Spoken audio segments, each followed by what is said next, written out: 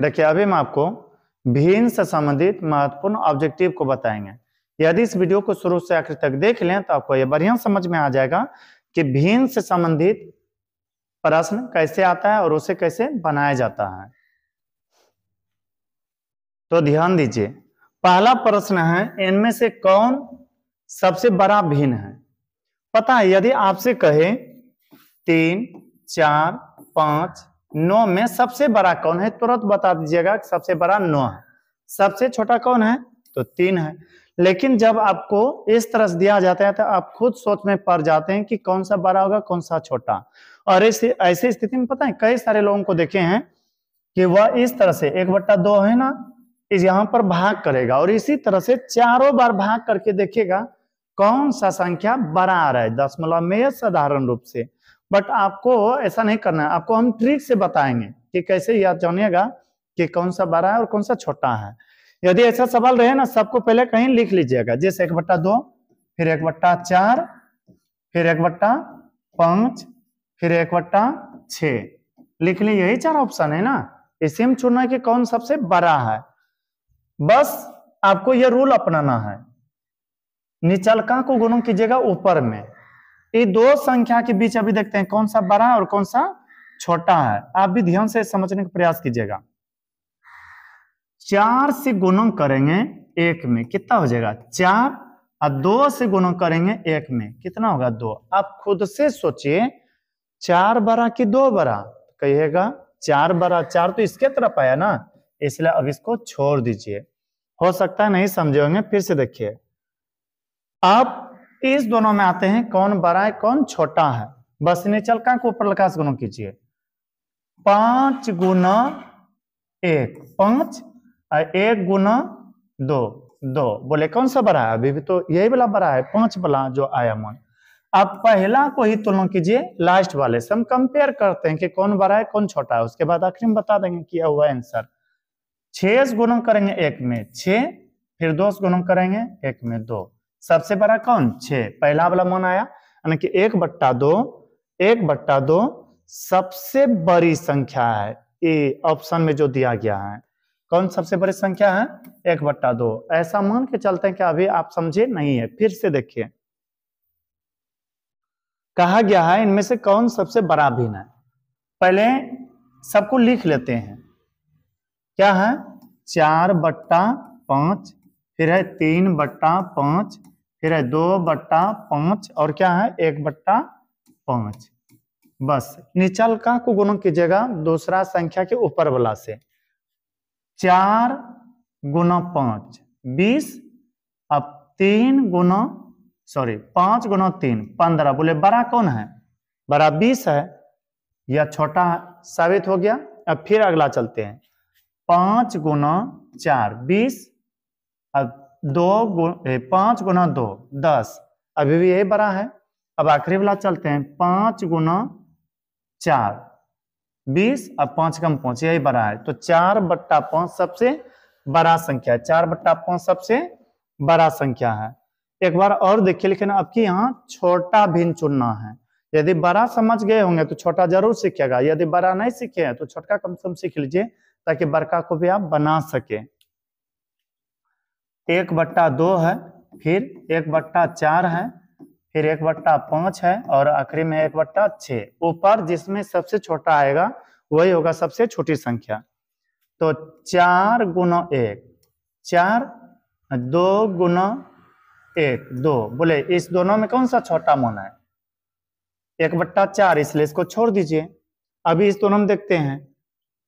5 गुना 1 5, 4 गुना 1 4। बोले पहला 1/4 छोटा आया कि 1/5? तो कहिएगा 1/5।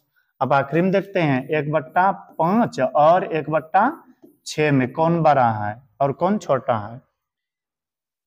6 गुना 1 6, अब 5 गुना 1 5। बोले 6 छोटा है कि 5 छोटा है? कहिएगा 5। ये किसका मान आया? 1/6 का। तो ऑप्शन नंबर डी। हमें उम्मीद है कि आप समझ रहे होंगे। आगे देखिए, इनमें से कौन सबसे छोटा भिन्न है? सबसे छोटा भिन्न उसी तरह से लिखिए जैसे कि अभी लिखे थे।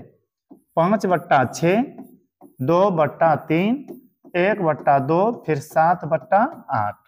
सबसे छोटा 5 गुना 3 15 और 6 गुना 2 12। बोले सबसे छोटा कौन इस दोनों में? 2/3। फिर से देखते हैं 2/3 अब फिर तुलना करेंगे किससे? 1/2 से। 2 दूनी 4 और 3 एकम 3। सबसे छोटा क्या आया? 1/2। 1/2। तब 1/2 से तुलना करेंगे आखिरी वालों में। 7/8। 8 एकम 8 और 7 दूनी 14। बोलिए 8 छोटा है कि 14 छोटा है? तो कहिएगा 14 बड़ा है और 8 छोटा है। ये किसका मान है? 1/2 का। 1/2 सबसे छोटी संख्या है। 1/2 सबसे छोटी संख्या है। फिर से देखिए एक बार और बड़ा भिन्न आया। इनमें से कौन सबसे बड़ा भिन्न है? उसी तरह से लिखिएगा और आप चेक करने का प्रयास कीजिएगा।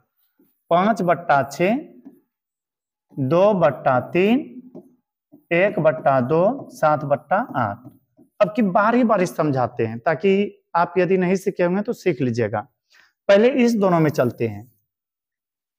कौन में गुना 3 गुना 5 15 और 6 गुना 2 12। बड़ा भिन्न पूछा है छोटा बड़ा भिन्न, तो बोले इस दोनों में बड़ा मान किसका आया? वही बड़ा भिन्न है। 15 आया बड़ा मान, तो 15 किसका किसके ऊपर है? 5/6 के ऊपर। 5/6। अब इसको तुलना करेंगे और किसी से, देखेंगे वह बड़ा है या नहीं। जैसे कि यहां पर देखिए 6 8 10। बोलेंगे कि कौन बड़ा है? तो पहले आप यह सोचिएगा 6 से 8 तो बड़ा है।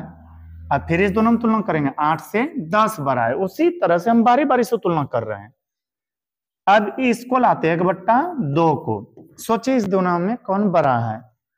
5 दूनी 10, 6 कम 6। इसका मान 10 आया, तो यह अभी भी बड़ा है। 5/6 अभी भी बड़ा है। अब लास्ट वाला से तुलना करना है 7/8 से। 8 पंचे 40 और 7 छके 42। बोले कौन सा बड़ा है? सबसे बड़ा 7/8 है। इसी तरह से बनाया जाता है। फिर आगे देखिए, आगे है 0.5 का p/q के रूप में क्या होगा? बहुत इजी है बनाना। 0.5 आप बचपन में पढ़े होंगे, किसी भी संख्या के नीचे 1 होता है। एक संख्या पर दशमलव रहे और उसे उड़ाना हो तो एगो 0। 3 संख्या पर यदि दशमलव रहे उसे उड़ाना है तो 3 0। अभी कितने अंकों के पहले दशमलव? 1 अंक के पहले, तो दशमलव उड़ाएंगे, यहाँ क्या आएगा? 0। एक तरह से हो गया 5/10। इसी को घटाइए 5 एकम 5 5 दूनी 10। 1/2 आंसर आया। फिर आगे देखिए, आगे है 0.03 का p/q के रूप में क्या होगा? तो फिर किसी संख्या के नीचे मानेंगे, एक दशमलव उड़ाएंगे, क्या को 0 आएगा? एक संख्या 2 संख्याएं कुल मिलाकर के, तो 2 0। अब हो जाएगा 3/100। या तो शायद जानते होंगे 3/100 ऑप्शन नंबर ए है। फिर आगे देखिए 2.3 का मान p/q के रूप में क्या होगा? दशमलव उड़ाइएगा तो नीचे 10 होता है, पता है? दशमलव, 10 के अंश को ही दशमलव कहते हैं।